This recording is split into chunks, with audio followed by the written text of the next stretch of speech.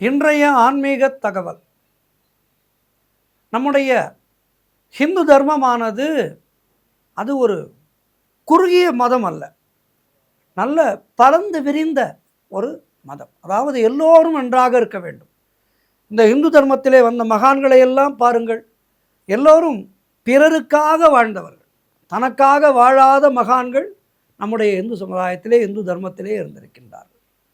எல்லோரும் ஆதிசங்கர பகவத் பாதாளாகட்டும், ராமானுஜராகட்டும், அத்துணை பேரும் பிறருக்காக பரோபகாரியாக வாழ்ந்தார்கள்.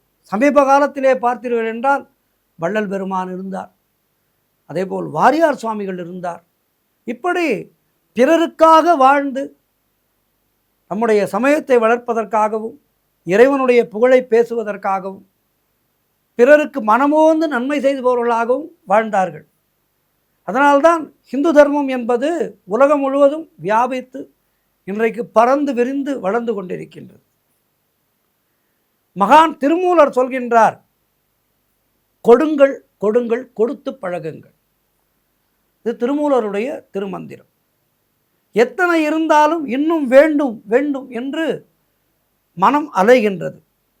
பணம் இல்லாதவன் பணத்துக்கு அலைகின்றான், பணம் இருப்பவனோ அன்புக்கு அலைகின்றான், நிம்மதிக்கு அலைகின்றான். இவற்றை வேண்டாதவர்கள் யார்? இந்த மனித மனம் என்பது ஒரு அடியற்ற பாத்திரம், எவ்வளவு இட்டாலும் நிறையாது. எப்போதும் குறையுடனேயே அலைகின்ற ஒரு விஷயம் நம்முடைய மனித மனது. பார்ப்பது எல்லாம் வேண்டும், கண்ணிலே படுவது எல்லாம் கையிலே வேண்டும் என்று நினைக்கின்ற ஒரு மனம் நம்முடைய மனம். பெறுவதிலேயே கவனமாக இருக்கின்றோமே தவிர கொடுப்பதை பற்றி யாரேனும் சிந்திக்கின்றோமா? யோசித்து பாருங்கள்.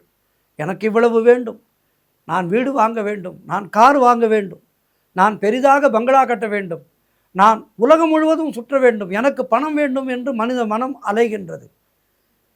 அங்கே ஒருவன் எதுவுமே இல்லாமல் இருக்கின்றானே, நம்மிடம் இருக்கின்ற 100 ரூபாயிலிருந்து அவனுக்கு ஒரு 20 ரூபாய் கொடுப்போம் என்று யாரேனும் நினைக்கின்றோமா?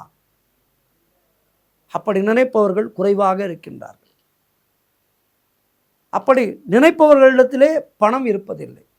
இதைத்தான் கவியரசர் கண்ணதாசன் மிக அழகாக பாடல்களிலே எல்லாம் நமக்கு சொல்லி இருக்கின்றார். கவியரசர் கண்ணதாசன் ஒரு பொக்கிஷம். தன்னுடைய பாடல்களின் மூலமாக எல்லாவற்றையும் சொல்லிவிட்டார்.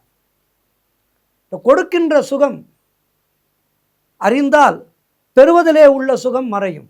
மனிதன் என்பவன் தெய்வமாகலாம், வாரி வாரி வழங்கும் போது வள்ளலாகலாம், வாழை போல தன்னை தந்து தியாகியாகலாம் என அழகாக பாடியிருக்கின்றார். இதைத்தான் ஔவை சொல்கின்றார், அறம் செய்ய விரும்பு.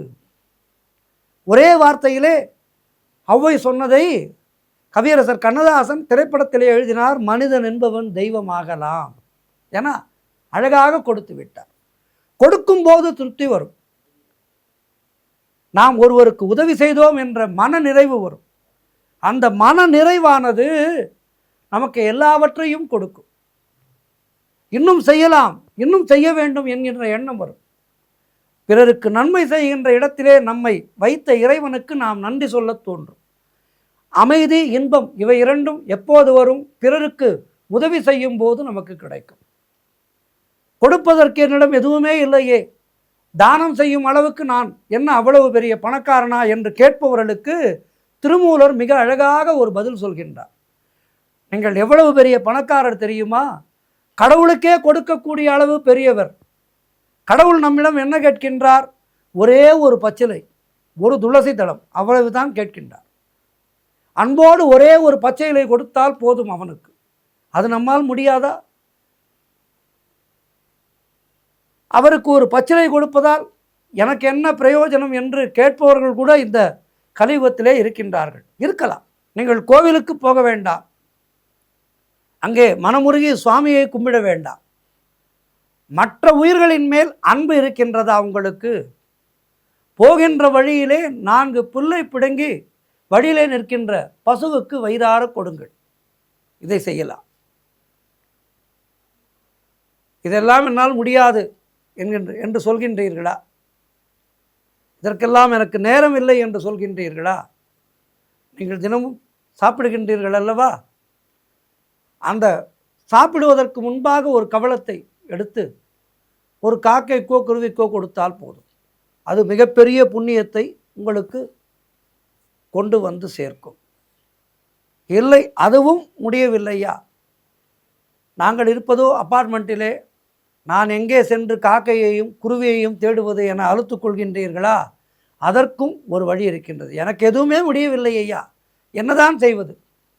மற்றவர்களுக்கு அவர்கள் மனம் குளிரும் விதத்திலே 4 நல்ல வார்த்தைகள் சொல்லுங்கள். ஒருவர் உங்களிடத்திலே வந்து அவருடைய கட்டத்தை சொல்கின்றாரா? அவருடைய கட்டத்தை உங்களால் தீர்க்க முடியாவிட்டாலும் இந்த கட்டமெல்லாம் வெகு விரைவிலே தீர்ந்து நீங்கள் ஒரு நல்ல நிலையை அடைவீர்கள். இறைவன் உங்கள் அருகிலே இருந்து உங்களுக்கு அருள் பாலிப்பார் என்று அவருக்கு நம்பிக்கையை கொடுங்கள். அதுவும் ஒரு நல்ல தானம்தான். ஆகவே இவற்றையெல்லாம் செய்தாலே போதும். கொடுத்து பாருங்கள், அதனுடைய சுகம் உனக்கு கிடைக்கும். ஆகவே கொடுக்க வேண்டும் என்கின்ற எண்ணம் வந்துவிட்டால் கொடுப்பதற்கான திறனை இறைவன் எங்கிருந்தாலும் நமக்கு கொடுப்பார். யாவர்க்குமாம் பசுவுக்கு ஒரு வாயுரை, யாவர்க்குமாம் உண்ணும் போது ஒரு கைப்பிடி, யாவர்க்குமாம் பிறர்க்கு இன்னுரை தானே என சொல்லியிருக்கின்றார் திருமூலர். யாவர்க்கும், இறைவருக்கு ஒரு பச்சிலை, எல்லோருக்கும் சொல்கின்றேன், இறைவனுக்கு ஒரு பச்சிலை போதும் என்று சொல்கின்றார் திருமூலர். உண்ணும்போது ஒரு கைப்பிடி, உண்கின்ற உணவிலே ஒரு பிடியை மற்றவர்களுக்கு கொடுத்தால் போதும். மற்றவர்க்கு நாம் சொல்ல வேண்டியது இன்னுரை, அதாவது இனிமையாக பேச வேண்டும் என சொல்கின்றார். கனி இருக்க காய் கவர்ந்தற்று என சொன்னார் வள்ளுவ பெருந்தகை. ஆகவே நல்லவற்றை பேசுவோம், பிறருக்கு நல்லவற்றை செய்வோம், நல்லதே நடக்கும். நமக்கும் இறைவனுடைய ஆசீர்வாதம் பரிபூர்ணமாக கிடைக்கும். நன்றி, வணக்கம்.